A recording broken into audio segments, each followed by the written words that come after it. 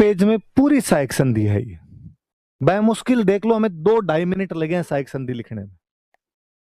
आप भी कोशिश किया करें घर पे कि कोई टॉपिक पढ़ने के बाद में मन ही मन रिवीजन किया करें, और हो सके तो उसके से बुलेट फॉर्म में नोट्स बना लिया करें। अपनी कोई एक कॉपी आपके पास हो जिसमें बुलेट फॉर्म के अंदर ही आपके पास नोट्स हो, ताकि जब कभी आपको रिवीजन करना हो क्विक रिवीजन मारा जा सके उसका। 2-2.5 मिनट में आपके सहायक संधि सब कुछ है। और मैं कहूँ आप इस प्रकार से यदि लिख के याद करना शुरू कर दो, और फिर किसी आपके दोस्त को और आप कभी कहोगे लो मैं सहायक संधि बोल के सुनाता हूं, और यदि उसको 2 मिनट में सुना दो तो हार्ट अटैक से मर जाए अगला। मुझे लगे यार इतना कैसे याद कर सकता कोई आदमी, पर इसके लिए अभ्यास की आवश्यकता है, ये सब चीजें करनी पड़ती है। दो चीजें, नोट्स एग्जैक्टली याद करना सीख लीजिए, प्री के पुराने पेपर सारे सॉल्व कर लीजिए। किसी भी सब्जेक्ट को सबसे अच्छा करने का तरीका यह है। स्टूडेंट दो मेजर गलतियां करता है, नोट्स याद ही नहीं करता, बुक्स पढ़ता है। प्री के पेपर निकालता नहीं, उसको आंसर लिखने हैं। अरे तुझे प्री देना है रे, मेंस पास कर लेना बाद में। इस आंसर को मैं कैसे फ्रेम कर सकता हूं, तो सीख तो सही, याद तो कर। ये पूरी सहायक संधि है, ये यदि तेरे टिप्स पे आ गई ना, तो सहायक संधि का कुछ भी क्वेश्चन आएगा तू ये लिख के आना, हो जाएगा फ्रेम अपने आप।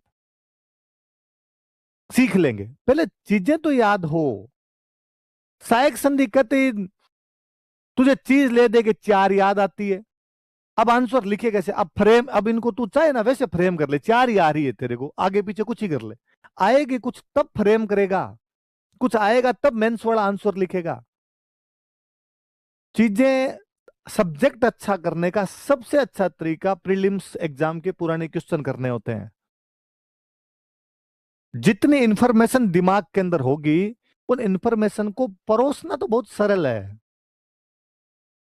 कि घर में मेहमान आया तो अपने पास में चीजें तो हो, कि भाई मिठाई बनाई हुई है, आपके पास में सब्जी भी है, आपके पास में दाल भी है, आपके पास में चपाती भी है, आपके पास अचार भी है, आपके पास सलाद भी है, खूब सारी चीज है।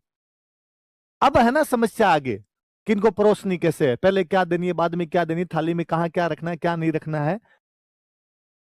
घर में एक दाल है,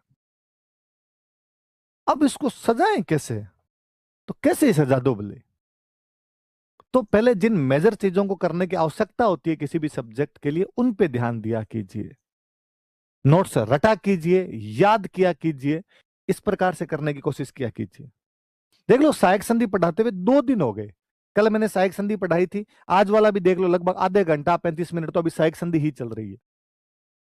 पर ये आधे घंटे की आज वाली चीज, और आप मान लो कि कल वाला भी आधा घंटा या कल वाला 1 घंटा के आसपास, 1.5 घंटे की चीजें अभी मैंने 2-2.5 मिनट में एक ही पेज के ऊपर लिख दी, जो आपने 3 पेज के अंदर भरे होंगे। अब ये आपके दिमाग में रहना चाहिए, ले दे के बात इतनी है, घुमा फिरा के इनको ही लिखनी है अपने को। तो पहले इन पे कमांड कीजिए, बहुत अच्छी कमांड कीजिए, सीखेंगे, सारी चीजें सीखेंगे। ऐसा आपके साथ कभी नहीं होगा कि आप मेंस के आंसर लिखने नहीं सीखोगे, पर पहले चीजें दिमाग में डालिए, खूब सारी दिमाग के अंदर डालिए। मेंस के क्वेश्चन के लिए ऐसे नहीं होता कभी कि एक टॉपिक पढ़ा और उस टॉपिक से संबंधित हमने क्वेश्चन कर लिए। वो जो दिलीप सर हमेशा कहते हैं बर्ड व्यू वाली बात, विहंगम दृश्य, कि जब सारी चीजें आएगी ना आपके दिमाग के अंदर, तो लिखना बहुत सिंपल हो जाएगा। खूब सारी दिमाग में जब जानकारी होगी तो लिख देंगे। मैं 100 शब्द तो कोई कुछ ही लिख ले यार, 100 शब्दों के आंसर का क्या तो फ्रेम करना और क्या नहीं करना। हम तो जब पहले 200 शब्दों वाले आया करते थे, तो भी दिलीप सर हमारी तरफ है दृष्टि से देखते, या 200 शब्दों का आंसर, और इसमें भी तुम्हें फ्रेम करना है, क्या करना है, लिख लेना। कुछ ही लिख लेंगे, कैसे लिख लेंगे। आईएएस में आते थे 500 तो आईएएस वाला लिखते तो 500 में लिखना सोचना पड़ेगा यार, सब तो अपने पास है ही 250, सब तो अपने पास है ही 300, अब 500 में इनको कैसे लिखेंगे, तो इनको जोड़ना कैसे, घटाना कैसे, चीजों खींचना कैसे, वो सब चीजें सीखते। अपने पास मैंने नोट्स में लिखा है 250, उसमें लिखने आपको 100। मैं पक्की गारंटी देता हूं कि ये वाले 250 जो अब याद किए हैं, ये पेपर में जाते जाते आपके याद रहेंगे 125, 250 याद ही नहीं रहेंगे वहां पे। अब 125 को वहां चेप के आ जाना, नंबर मिल जाते हैं। पर पहले उस सब्जेक्ट को पढ़ना कैसे है, उसमें करना क्या है, घुलिए उसके अंदर, तब जाके चीजें आ पाती है। मैं उम्मीद करूंगा कि